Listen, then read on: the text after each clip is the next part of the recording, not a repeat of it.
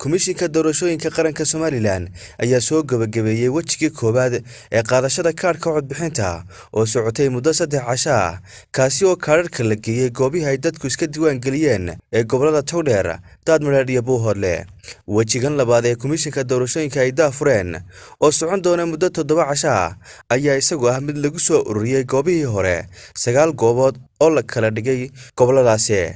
Degmada Burco ayaa waxa loo qeybiyay 3 qaybood oo 2 kamid ah la dhigay sanaaduuqda gudaha halka ka kalena la dhigay sanaaduuqda tuulooyinka ay xukunto degmada Burco. Degmooyinka Duruqsi iyo Baledhiga ayaa iyagana la dhigay sanaaduuqda xuduudda ee ka tirsan gobolka Togdheer. Gobolka Daadmareer ayaa isagana loo qeybiyay 2 qaybood.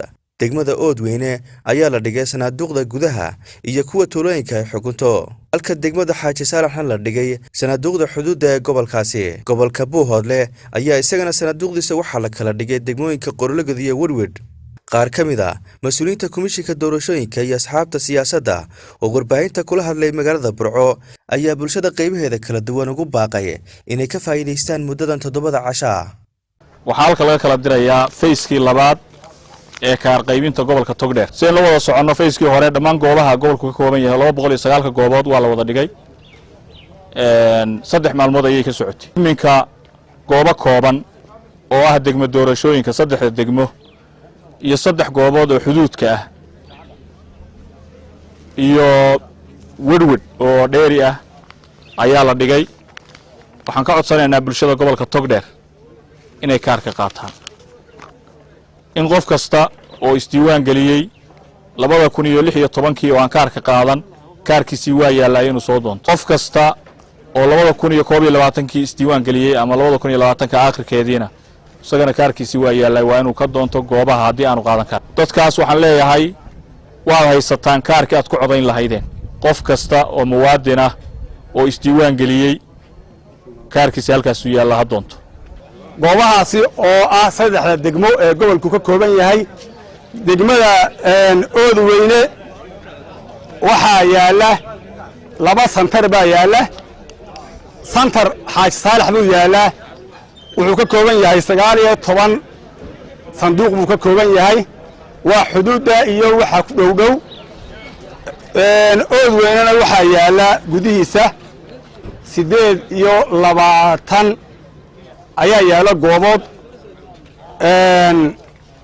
meesha la yiraahdo degmada la yiraahdo Buuhoodle Werwed waxa yaala 1 santar baa yaala oo 9 goobood.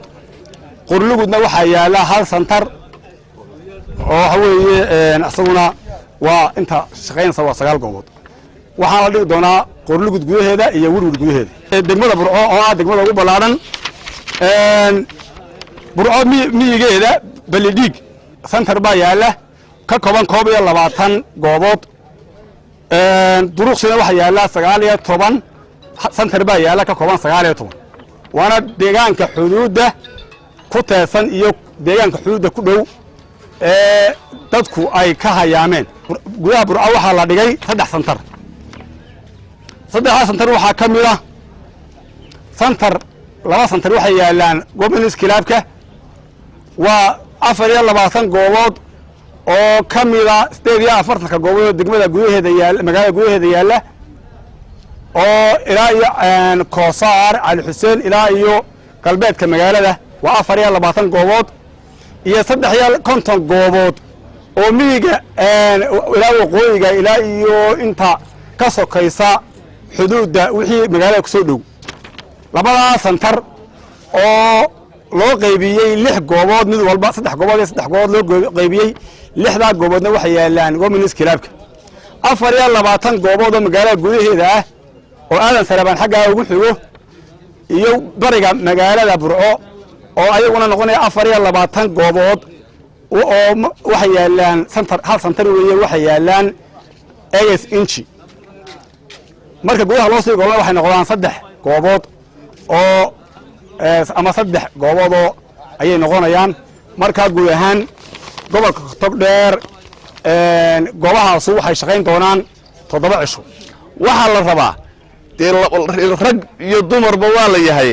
waxa la rabaa kaararka inaad qaadataan haddaad tihiin dadka reer Togdheer oo runtii haddadaan loo tilmaami karin ficilada noocaasa waxaan mar labaad iyo mar saddexaad idinkula dardaarmaynaa inaad qaadataan kaadhka. anuuna halkan aanu ka soo jeedinaynaa in dhammaan laga wada midaysan yahay xisbiyada qaranka iyo komishinka qaranka iyo xukuumaddaba in ay dadku qaataan kaadhkooda loona fududeeyo halkii ugu dhow qof walba loo geeyo.